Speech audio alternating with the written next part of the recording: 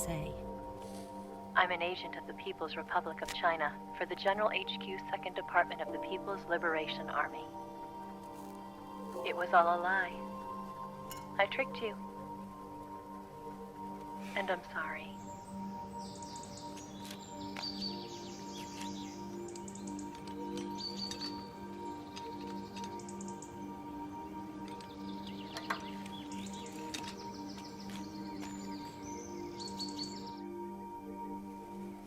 The philosophers still exist in China, too. You see, my mission was to find out where Volgan was hiding the philosopher's legacy and steal it. So I infiltrated his base as a KGB spy. The 2 NSA codebreakers who defected in 1960 were actually both men. The real Adam never showed up at the meeting place, saving me the trouble of having to eliminate him. I sneaked in by pretending I was Eva.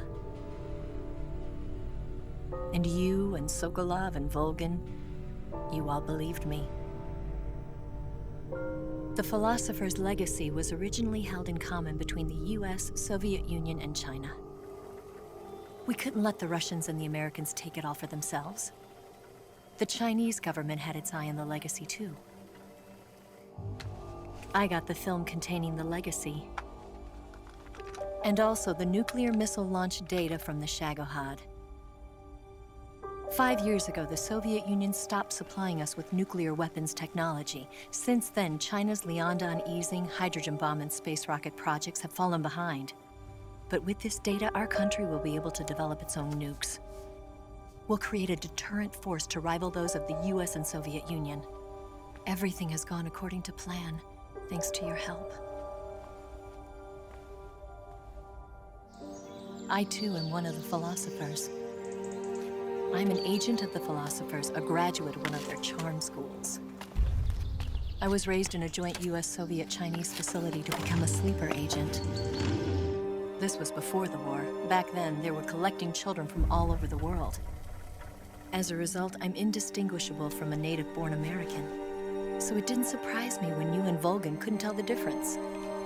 But she knew right from the beginning.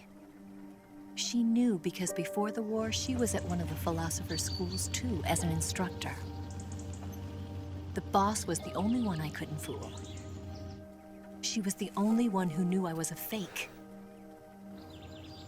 She told me everything. Why did she open her heart to me like that? At the time, I couldn't understand it.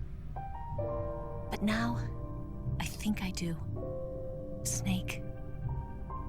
She wanted you to know the truth. She chose me to tell you. That's why she saved my life. I've lied to you so many times, but not this time. My orders from the government were to obtain the legacy and to eliminate everyone who knew the truth about what happened. In other words, I'm supposed to kill you.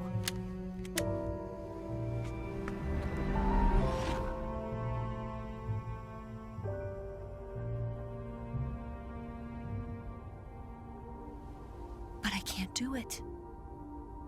Not because we loved each other. And not because you saved my life. But because I made a promise to the boss. And I intend to keep it.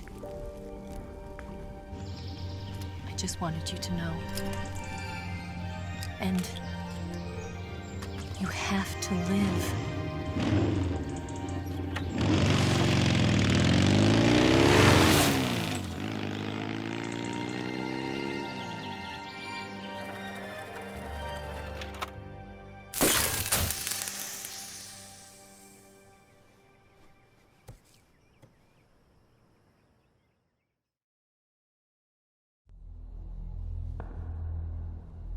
Snake, listen to me.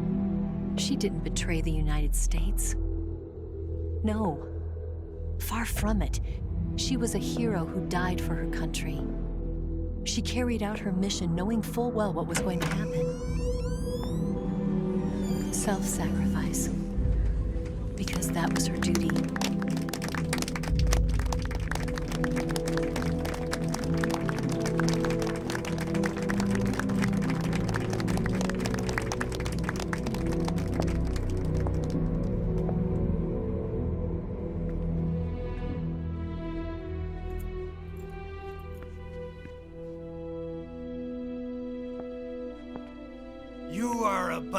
even the boss.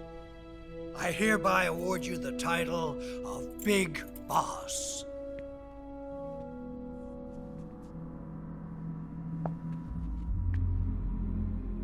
You are a true patriot.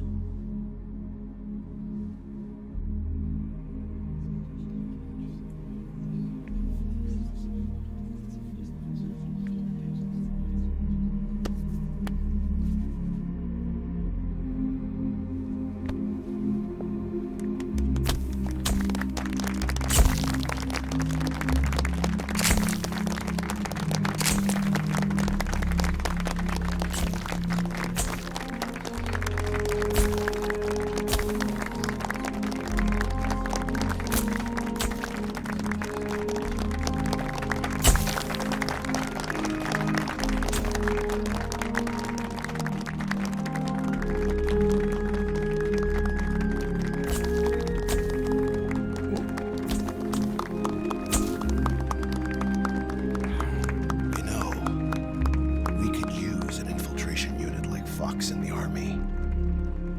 Someone like him to handle our top secret sneaking missions for us. A man who combines the qualities of a soldier and an agent. The boss's defection was a ruse set up by the US government. It was all a big drama staged by Washington so they could get their hands on the philosopher's legacy. And the boss was the star of the show. They planned it so that they could get the legacy that Colonel Volgin inherited and destroy the Shagohod at the same time. Only a legendary hero like the boss could have earned Volgin's trust. Finding out where the philosopher's legacy was hidden was to be her greatest mission. Everything was going according to plan. But then something happened that no one could have predicted. Colonel Volgin fired an American-made nuclear warhead at Sokolov's research facility.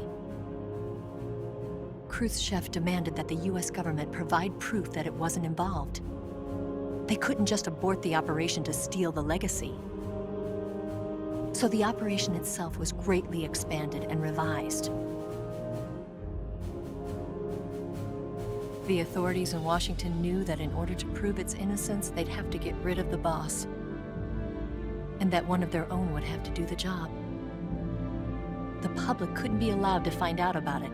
Not ever. This, they concluded, would be the best way to keep the whole thing under wraps. The boss wouldn't be allowed to come back home alive, and she wouldn't be allowed to kill herself. Her life would be ended by her most beloved disciple. That was the way the government wanted it. That was the mission she was given, and she had no choice but to carry it out. Her death at your hands was a duty she had to fulfill. Out of duty, she turned her back on her own comrades. A lesser woman would have been crushed by such a burden. The taint of disgrace will follow her to her grave. Future generations will revile her. In America as a despicable traitor with no sense of honor. And in Russia as a monster who unleashed a nuclear catastrophe. She will go down in official history as a war criminal. And no one will ever understand her. That was her final mission. And like a true soldier, she saw it through to the end. But I think she wanted you, of all people, to know the truth. She wanted to live on in your memory. Not as a soldier, but as a woman. But she was forbidden to tell you herself. And that's why she told me. Snake, history will never know what she did. No one will ever learn the truth. Her story, her debriefing, will endure only in your heart.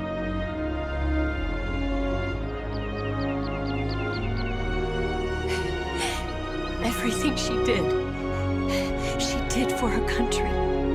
She sacrificed her life and her honor for her native land. She was a real hero. She was a true patriot.